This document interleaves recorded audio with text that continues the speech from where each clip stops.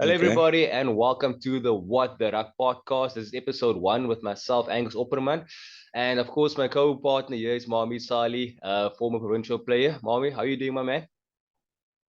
All good, brother. All good. A little bit sore after yesterday, but all good. All good.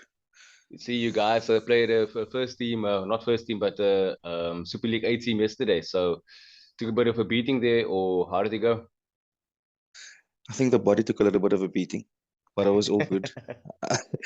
I think it's always good to play a team that is in a higher league than you. Yeah, There's a lot to learn, and obviously the guys showed up yesterday. We did fall short. We lost about 24-21, but I think the game was good. It was physical. It was a mm. good test for us. We know where we stand, and so I think heading into next week against Hansa and Hearts for the first league game, I think we're well prepared. So we have to take it from there. I think it's actually a good thing as well, because remember when we played you guys, we are in the C League and you guys in the B League, and Yeah, we took a proper yeah. pumping. Like I didn't want to tackle this guy, people. Like whenever I saw this guy coming down my channel, I'm like, you know what, I'm moving away. He's like double my Nah. weight, so I'm not going to tackle this guy. But the good thing is our team's actually doing very well now because of those results we got Mm, against high opposition. As opposed to playing lower league guys, getting a false sense of no. security, and then going into a league and then not getting the point. So it's not the worst thing in the world, but I don't think we are here to talk about our clubs as much as opposed to the bigger Yeah. things in life. So this weekend we had some good rugby action going on. Obviously, there was some super rugby. Two results stands out for me. Obviously, Drew getting the win over the Hurricanes at home. That was a massive one. And then Yes. Oh, obviously your team, the Chiefs, getting a yeah, good yeah, win over the Highlanders back in New Zealand. yeah. What is it, Um, 9 out of 9 now, or 10 out of 10? I'm not even sure what the stat is now that you're on. I think it's 10 out of 10. Wow. I think it's 10 out of 10. I'm just a little bit nervous if they come down to the playoffs. Not getting a little loss in between there. I think their confidence obviously very, very high after the 10 weeks. Mm. But if you look at all around New Zealand teams, it's almost like the Chiefs are heading into a certain type of peak, like the Crusaders has been having for the last, what, 10, 15 years. I think we could say it's end of an era for the Yeah. Crusaders. What do you think? Well, it kind of takes me back. You know how, let's say, history repeats itself. It takes me back to that 2012, 2013 season where the Crusaders were a bit iffy. They made the playoffs where they were like fourth, fifth, maybe third sometimes.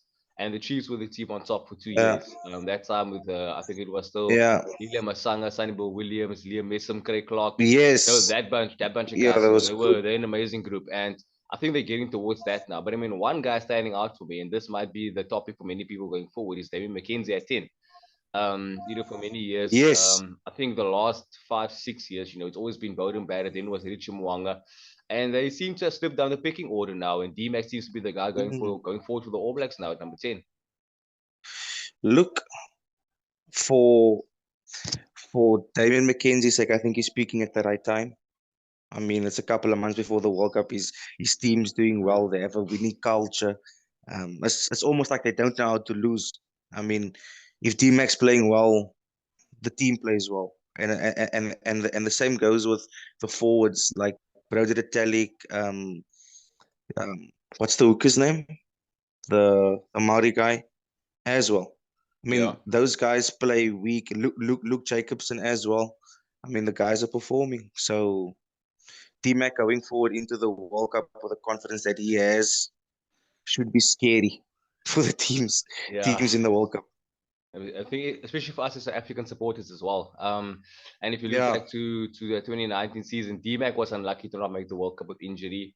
Jacobson the same, I think, with yeah, concussion. So those are two guys that really want to say, listen, this might be my last shot at it. I need to get into this and get my best form out there. 100%, Most 100%. definitely. Someone who's always putting his hand up also for the last 2, 3 seasons is also Sean Stevenson. Mm. But can he produce what he produced for the Chiefs for the All Blacks as well? I mean, it's a different environment. It's a different type of culture in the All Blacks camp. I mean, they have outstanding back Severies, um, Roger Tuivasa-Sheck. They got Will Jordan. Mm. All those guys coming in and out of the team. I think New Zealand just produces great rugby players Especially in outside general. backs. Yeah, outside backs especially. I know Reese Yeah, is out for the season with an yeah, injury, so he's not going to make the World Cup. yes, But you mentioned yeah, other names as well. I mean, I think it yeah, was back in before James Lowe went over to Leinster. I actually thought he would be the guy who's yes, next in line. I honestly thought he would be the 100%. guy next in line. He wasn't selected obviously, and now he's just off for Ireland. But Yeah, it just goes to show their yeah, depth when it comes to back three players. Like they can pick anyone on the day, and they yeah, should be good to go. But that's super happy for now. This weekend we had URC rugby, so a bit more local. yeah. Leinster doing the business against the Sharks.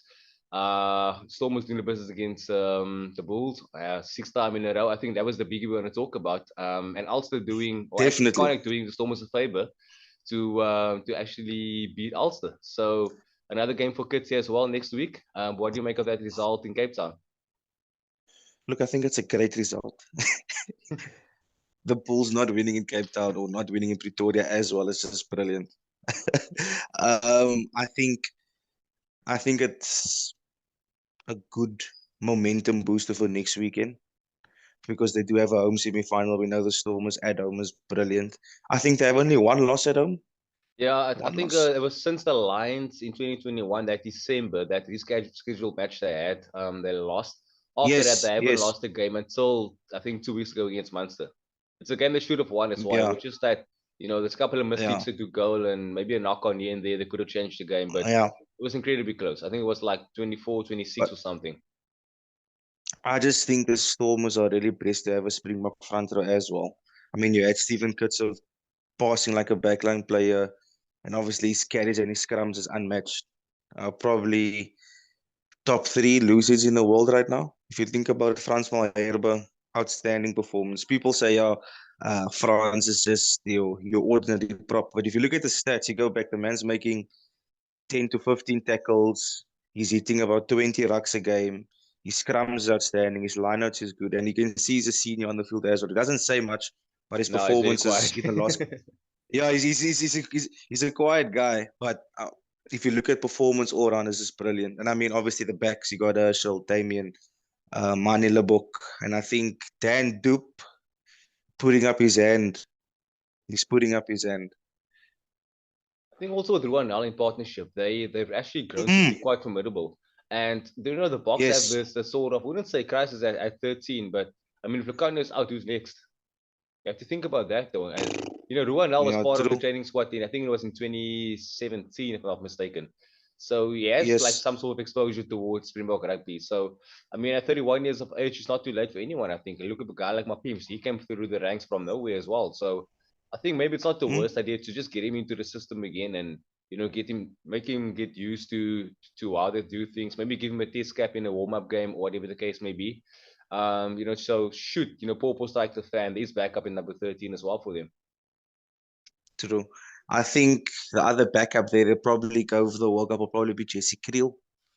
Because Jesse covers Wing, 11, 15, yeah, 14, 13, and 12. I think he just doesn't play fly off and scrum. So he's a good player to have in your setup as well. But what do you do? You see, Lucanio Am has also been injury prone. I yeah, mean, someone like Dan du Plessis since the last 2 years he's been playing outstanding rugby. I yeah. The mean, promise is on always 12 he there. can, yeah, most definitely. I think Ruan now, if he does get exposed into the camp, he should do well. I mean, he's fit, he's strong, he has the ability to be a utility back as well. So he could be another prospect for the box as well. I think what's also a bit worrying for me about this whole URC is that and people have been talking about this for a long time now, but you got the Yeah, Bulls with the backing of Motsepe and Rupert. You got the Sharks with the whole consortium of Marco Massotti. They got the money, they bought the players, but where are the results? yeah. Do you think it's more of a cultural thing than anything else? Too many egos out there, or is it just a case of let's go with the Bulls for instance. You go from having your high performance manager being jailed because of fraud.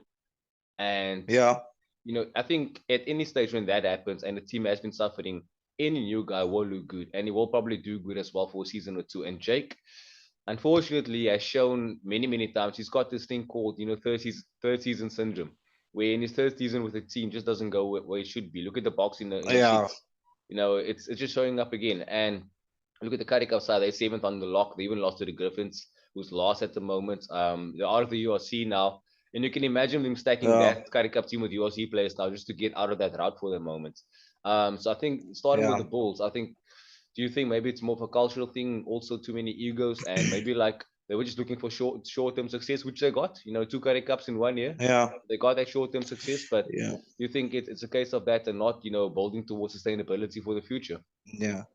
I think I think there's too much noise around the camp. I mean, the whole thing with Spoon Corsi as well. You can say what you want. It does affect it affects the team, you Mm. know. I don't think that he's maybe playing a bad brand of rugby. I just think a lot of things are not going their way also. If you look at the game against the Griffins, 50-50 calls didn't go their way.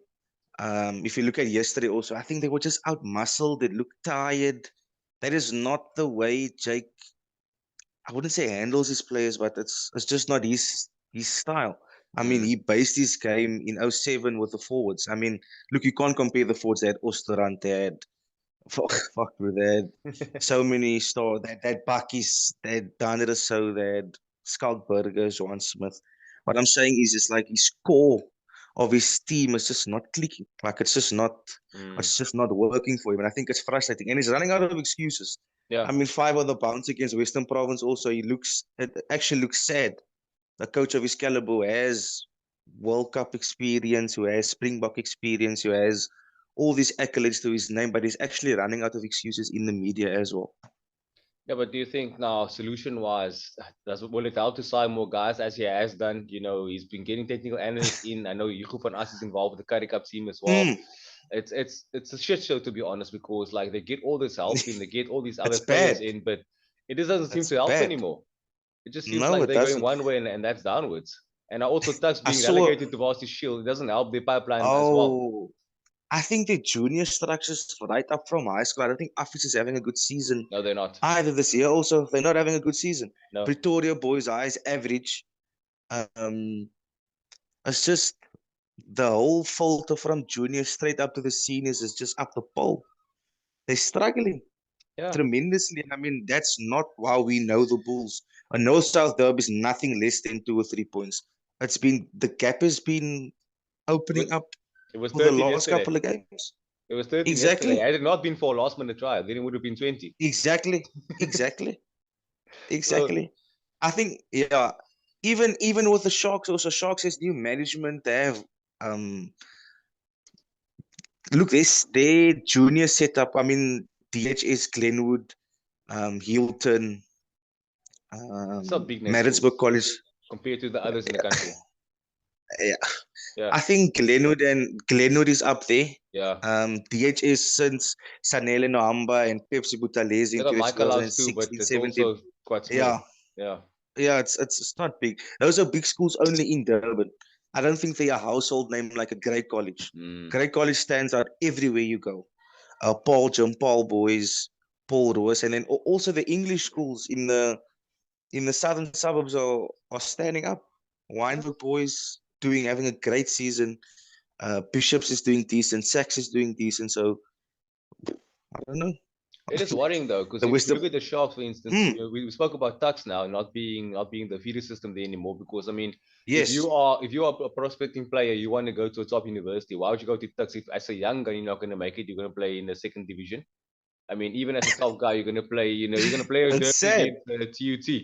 So you don't want that. So the people are Yeah. going to go like, I'm going to Port, I'm going to go to Marty's or Wits or UJ, whatever the case may be. They're not going to Yeah. go and they're not going to be in that bull feeder system anymore. And the same with the Sharks. They don't have a Varsity Cup team. They only have a Shield team, and Yeah. even the Shield teams didn't do well. True. So that's why they do need to actually go to Yeah. guys like the Eastern Cape and the Western Cape to actually get talent. And I mean, we have an abundance down here, so we can't keep everybody. We know that's the reality. I mean, you yourself were a Shark at Yeah. one stage as well. So um, I think that Yeah. maybe it's probably a good thing we do have these extra guys, but I think what the Stormers did now, well, I think for the last 2 3 years is that they kept the best that they could and then let the others go. Whereas historically they would like get the best out of here and maybe like keep Yeah. keep the ones that are not so good. And that brings me to the Curry Cup as well. You know, Western Province not doing as well, but also not as bad. Didn't get to see going down to the Cheetahs yesterday. And also a few other results. 27-20. Huh? Yeah, it was 27, 26, 20. 26, 21. There was 2 yellow cards as well. Oh, Pumas doing the business over the Griffins, Bulls losing to the Sharks at home. So there's a few results that were surprising, but going back to the Western Province game, there's one name that stands out for me, and that's the name of Damian Marcus. Now, for those who don't know, this is a kid that was still in Steinberg High School last year. We're not talking about 2 years ago, 3 years ago, last year. Came off the bench last week against the Bulls in the Currie Cup. First touch in the competition, scores a try. He played the yeah. inside center against the Cheetahs yesterday, scored a try. I mean, it's not the biggest guy out there, but he's making a name for himself. And that brings us to today's topic as well. Is it actually easier to get into a provincial setup now as it was, say, 5, 6, 7 years ago? I mean, Sally, you, for instance, you were in a system before. I'm not sure how you got into it and how the system worked for you, but can you explain, like, what was the procedure for you to get into Western Province and then going to the Sharks eventually? Look, it actually started in 2014, where I played Academy Week, and then obviously the dream was obviously to play for Western Province, represent your boy club and the club that you've been supporting throughout the ranks. I mean, my father and mother and uncles are all massive Western Province supporters. My wife as well, massive Western Province supporters. So ek kan hulle niks vertel van die WP nie. They those supporters very biased. Can't even if they're playing shit. That's Western Province or nothing. And then in 2015, a lot of things changed. I don't want to get into the politics too much, but I think obviously besides the hard work, I made my decision halfway throughout my schooling. Matric, yeah, I decided I'm not going to represent the province anymore because I didn't feel there was anything here for me. And then getting into the Sharks, the Sharks have a very good system. It's even better now. So they have the Sharks Academy, right? Where there's a lot of guys, about 250, 300 boys. That's in the academy. Then you go through that system, and then there's the Currie Cup system where you get your senior contracts, your junior contracts, where you training on different days, gymming on different days. But I think it was a little bit, oh, not a little bit, it was much harder to get into a Currie Cup team now. Like if you wanted a household name like a Damien Willems, Salman Murat, I think Yeah. Steven Kutsoff was also 19, He played 1920 when he played for the Storm. Yeah, he was When he 19. when he He played for actually the had to Storm, get permission from his yes, parents to him to play Super Rugby in yes, 2012. Yeah. yes. So if you're not a household name at back then, you didn't make it. It was you were getting a shot, and if you got the shot, you had to take it. And I think Damon Marcus is doing reasonably well for someone who was on high school last year. I don't think he even thought of that. No. So it definitely is a little bit easier now. I don't know if the system definitely has changed. I see there's a lot of youngsters coming through, even with the Sharks as well, straight out of high school into the Shark system. I'm not sure about the Cheetahs, Lions as well. Lions got a lot of Western Province players Yeah.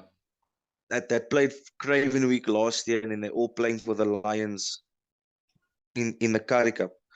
So I don't know if it's giving up youngsters opportunity, or it's because there is much more competition that the seniors are playing in.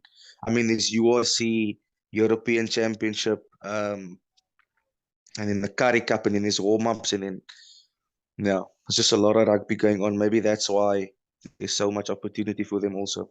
Yeah, I think you actually nailed something there. You know, after Super Rugby, we got into new competition and there was obviously some changes happening. So you got the Yeah. URC, but also now Champions Cup came in this year. Last year, there was no Champions Cup for the SA sides.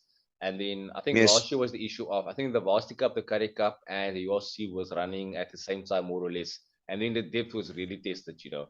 And I think the good thing we can talk about here is, like we said, is it easy to get in? Maybe it is now because look at someone like what's that kid's name that Robertson kid played for Western Province recently now, Raiz Robertson.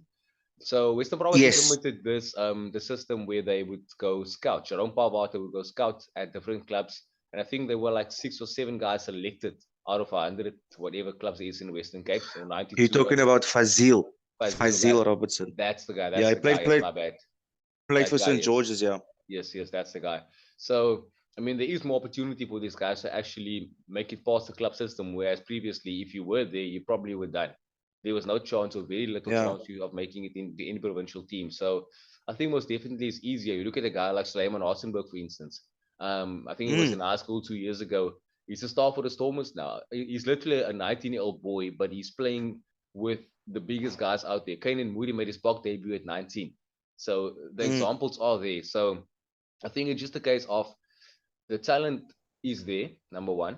And number two, it's also a yes, case of because there's so much rugby going on, you need these kind of depths in your squads. And you have to go either yeah, look in your own backyard or look at someone else's backyard, but make sure that true. you have enough firepower for all competitions to play in. So I think Yeah, for any up and coming player these days, there's a lot of hope for them as opposed to maybe say 5, 6, 7 years ago. definitely. Like you said, I think it's definitely heading more towards so much rugby, varsity cup, varsity shield, Currie Cup, all happening at once. And then obviously injuries are part of the game. So I think they definitely have a bigger squad because there's a Currie Cup squad, there's a URC squad, there's a European Championship squad, and the teams are playing different competitions. I mean, Faisal was in the URC group at the stage. I think he's still in the wider group. Mm. I don't think he has played recently now, but he's still part of the setup. I mean, it's a great confidence booster for him to go from the Currie Cup, from club rugby to Currie Cup, and then back to club rugby, obviously to get some game time. So Mm. obviously he gains experience, and it's a good booster for the team. Who St. George's were promoted to the 1A last year, so big ups to him as well. I Very, mean, very good rugby imagine player. you as a player going back to your team as a Western Province guy, all that experience. You want to say Yeah, says team to rub off on people, and if you go back with that sort of experience, you make your team a better team. I think that's also the positive to look at, and then definitely. you make your other players, your teammates, better players, and they can be scouted going forward as well. Exactly. And I think Jerome Parwata also he's a people's person. Mm. So, and then Labib as well. And you've worked with I those mean, guys before, right? look what he's done with it. I have worked with him before. Yes, not much with Labib, but Parwata. Mm. Um, under 16, under 21, and then at UWC as well, he was involved there. I played with his son as well, Joel, and his nephew Adrian. All those guys are good rugby players. So for me to be involved with him, I was really fortunate at the time. He's a very honest person. Mm. Sometimes he can be a little bit too honest, but as a player, you expect that from a coach, and it was good. Was good working with him at the time. You know what? I think that that's actually a good thing to know that once you have people as coaches like Dabo like them, you get the best out of players as well. So I mean, it's Yeah. evident now with all the results we're seeing recently too. So that's all we have now for today's topic. Time for predictions, my man. We're gonna end this off quickly. So your Chiefs up against the Reds, Friday 9:05 SA time. Is it a given? Mm, yes, of course it's a given. Of course it's a given. I'm going Reds by 12. Ach, not Red Chiefs. Chiefs by 12. I was about to Chiefs by say, 12. wow, okay, what given is Yeah. this now? Yeah. And then the Drew are getting the win over the Hurricanes. They play the Force, who actually got a bit of a beating by the Crusaders last week on Friday as well. Do you think the Drew can go back to back, or was it maybe like a one-off thing at home? Is the draw playing home again? They're playing away this time, playing in Perth. Tough in Perth. Mm, They don't really travel well. That's the thing. yeah, exactly. I'll, but I'll still go for the draw. I'll go draw by like 4. I think I'm on the same vibe as well. I think that's probably you can't not go for them after beating the Hurricanes. Whether or not it was like home or Yeah, away. I think beating a team like that has also been doing well this season. Top two. exactly. It's actually a quite remarkable achievement. And speaking of the Canes, they play Moana on Saturday morning, quite early actually as well. Mm. Moana pushed them close before, and I think they also beaten them before as well. So do you think Canes will go back-to-back losses, or Nah, pick up their cells I and think I think they'll pick up themselves. I don't think it will be easy against Moana Pacifica, but it will be tough. But I think the Canes will start running away with it from about 65. 65 minutes in. Yeah, what I've Crystal noticed running with away with it. Moana is they don't have the bench to actually The finish depth, games. yeah. Yeah, There's no depth in that team. No, no, yeah. no. There's When it comes to the there's bench, they no tend depth. to fade away, and they fade away Yeah, badly.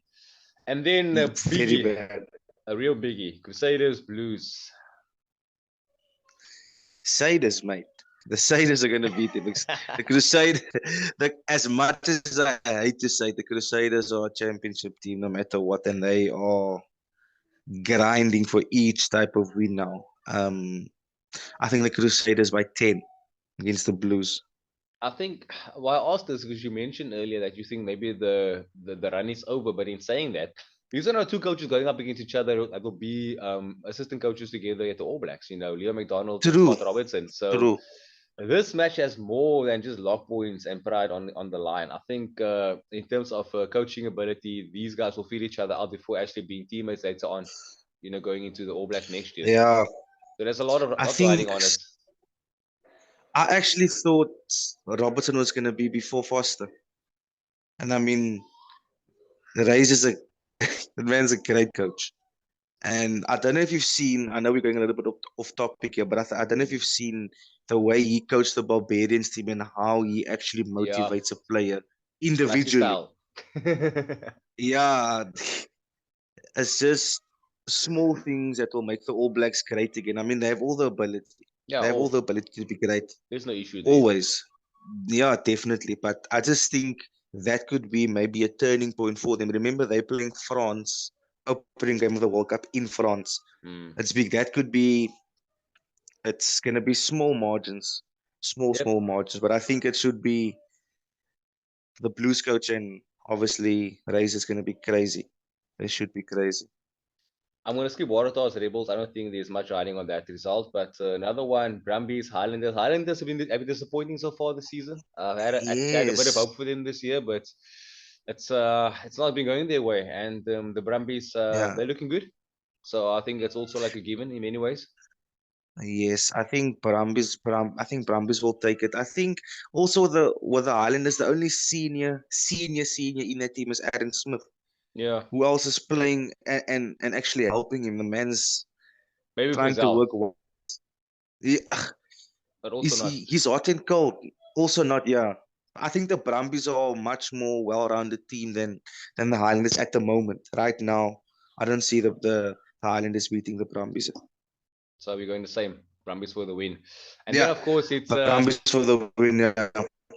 it's quarterfinal week in the URC. Before we wrap this up, I think it's probably easy pickings. So Connacht coming to Cape Town to take on the Stormers. Kitties, your alma mater's last game possibly at DHL Stadium.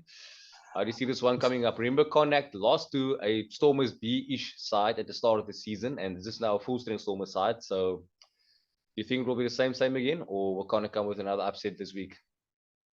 I don't think Connacht will come with about 50,000 people in Cape Town Stadium with Stephen Kurtzov motivated because it's his last game. Nah, Stormers. It's definitely the Stormers will take it this weekend. You know, Definitely.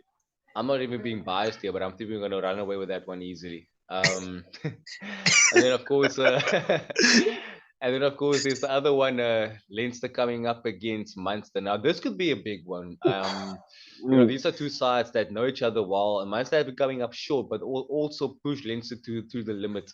Maybe this is the one that you know they can push Leinster all the way. I mean, Leinster still got the Champions Cup final coming up in 2 weeks against La Rochelle, so they'll probably play. I would think most likely a weakened team like they did against the Sharks, you know, to rest their star players for the final. Mm. Could that open the door for Munster perhaps to get the win and maybe the Stormers can get another home final if it's possible? What do you think? Look, we hoping for the Stormers to get a home final, and we're hoping Munster can cause an upset. But I don't think they will rest as many of their players. I mean, they they obviously want to win as well. If they can win Yeah, both competitions, it would be great for for Irish rugby. You know what I mean? So I hope I hope Munster can give them an upset so that we can all be having a blast on Cape Town Stadium again, like we did last year. yeah, that was Um, amazing. yes. So I'm gonna go Munster by like 2 or 3. Yeah, I think Depending. the It just also depends on what team Leinster yeah, fields. that's the That's the other part thing. of the coin as well. I was about to say, it depends on Leinster throws out there. I mean, there's no Johnny Sexton, but even they still look good with Ross Byrne at 10. So In Van der Fleer, what's that hooker's name? The guy of Ireland. He's a very good rugby player as well. yeah, they all Forget are his actually. name now, but they're very good. Very, very good. Yeah, and I think also they might pull out a full strength team if you think about it, because now they do have the final next week, but after the final there's a week's break, I think. Oh no, I'm actually lying. That's URC gets a week's break, so we never know. Yeah. We'll see what team comes out. But Munster they've been looking good. The win against the Stormers, wrong against the Sharks. They have been peaking at the right time, so maybe just maybe they can actually cause an upset and sort through the They business. definitely And have what it takes. yeah, I mean, I would love to be there and witness Stephen Kitsoff win the trophy for 2 years in a row. I mean, it was Oof. probably Back to back. As a Stormer supporter, waiting so long for that moment. It's probably the most special day in my life. I think the next time will be the day I get married. So, so I think most Amen, likely amen, Angus, if amen. I can see that again in my life, I'll be more than happy. But Sally, it's been a blast talking to you. This is episode 1. So guys, if you don't know us, we're actually a bunch of couch potatoes trying to sound smart on camera or actually on video. And you're Yes, going to listen to our audio 100%. later on, I would hope.